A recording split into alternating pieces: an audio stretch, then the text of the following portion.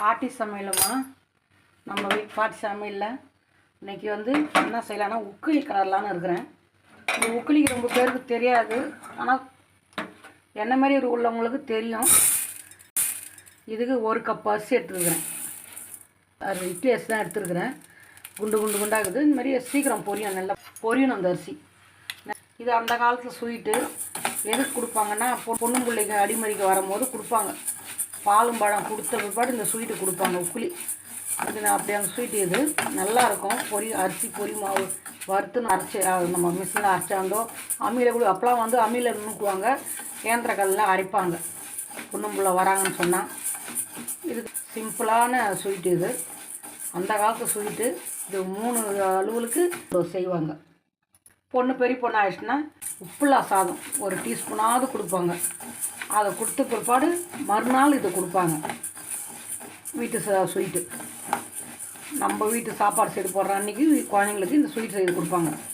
அதுக்கப்புறம் உளுத்தங்க மாவு வறுத்து கொடுப்பாங்க, இடுப்புக்கு சத்துன்னு. இது ரொம்ப இடுப்புக்கு சத்து. இது அரிசி வறுத்த அரிசி. இந்த உக்கிலி இது பேரே உக்கிலி தான். அவ்வளோ நல்லாயிருக்கும். இன்னொரு அளவுகளுக்கும் செய்வாங்க. அது பேர் தெரிஞ்சால் சொல்லுங்கள் நீங்களே கமெண்டில், அது எதுக்கு செய்வாங்கன்ட்டு. 3 அளவுகளுக்கு கண்டிப்பாக செய்வாங்க. 2 அளவுகளுக்கு தெரிஞ்சது சொல்லிட்டேன், இன்னொரு அளவில் சொல்லலை. அது நான் நீங்கள் கமெண்டில் சொன்னீங்கன்னா நான் கண்டிப்பாக சொல்கிறேன். இந்த காலத்தில் அப்போ யாருக்கும் இல்லை, இதுக்கு யாரும் கொடுத்தது கிடையாது. ஏன் நானே கூட கொடுத்ததில்ல, ஏன் சாப்பிட மாட்டாங்க விரும்பி. நல்லா கொஞ்சம் பொரியணும். இதுக்கு தேவையான வெல்லம் 1 கப்பு. நம்ம ஏலக்காய் போட்டால் போட்டுக்கலாம், இல்லைனாலும் இல்லை. 3/4 கப்பு அரிசி இது. இப்போ மாவு அரைச்ச உடனே ஃபுல்லாக 1 கப்பு ஃபுல்லாக வந்துச்சு. இதில் வந்து 2 நான் ஏலக்காய் வாசனைக்கு 2 ஏலக்காய் போட்டுட்டேன். இதுக்கு 4 கப்பு தண்ணி வைக்கணும்.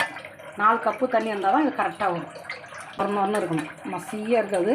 நொறு வந்து இது அரைக்கும் போதே நல்லா கம்மன்னு வாசனை. சாப்பிட்றதுக்கு அவ்வளோ வாசனையாக இருக்கும். இதுக்கு 2 கப்பு தண்ணி இப்போ வைக்கிறேன். வச்சுட்டு இந்த வெள்ளத்தை கலைக்கலாம், உரிக்கலாம்.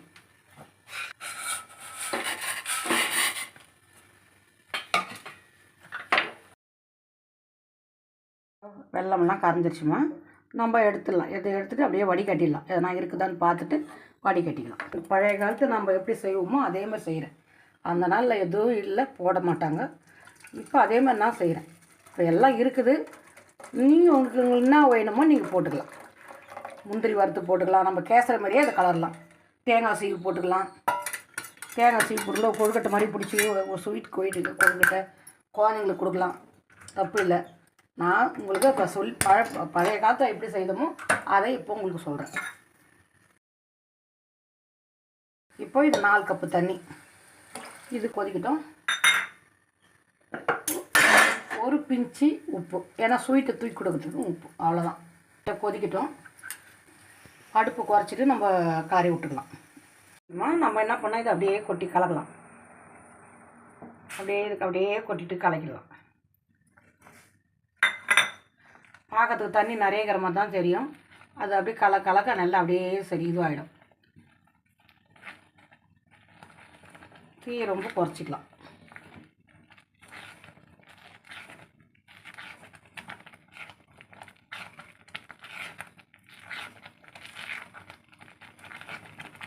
தேவையானவங்க நெய் எல்லாம் போடலாம். நான் இதை வந்து பழைய காலத்து ஸ்வீட்டுன்றதுனால அதை அப்படியே செய்கிறேன்.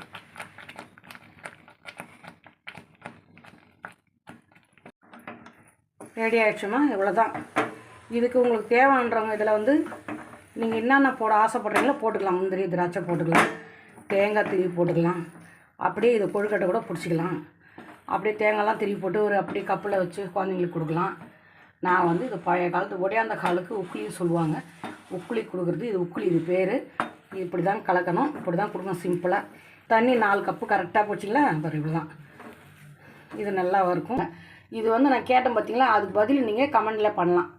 இது எதுக்கு இன்னொரு அளவுக்கு எதுக்கு போடுவாங்கன்னு. இனிமேலுக்கு அது குழந்தைங்க வச்சுக்கிறவங்க இது அடிக்கடிக்கு வறுத்து கொடுக்கலாம். இந்த மாதிரி செய்து இதுலேயும் தேங்காய் எல்லாம் போட்டு நீங்கள் கேசரி நெய் எல்லாம் கூட ஊற்றி நீங்கள் செய்து கொடுக்கலாம். அவ்வளோ இடுப்புக்கு நல்லது, சென்த்தான பொருள் இது. இது உங்களுக்கு பாருங்கம்மா. இது உங்களுக்கு பிடிச்சிருந்தா லைக் பண்ணுங்கள், ஷேர் பண்ணுங்கள், கமெண்ட் பண்ணுங்கள்.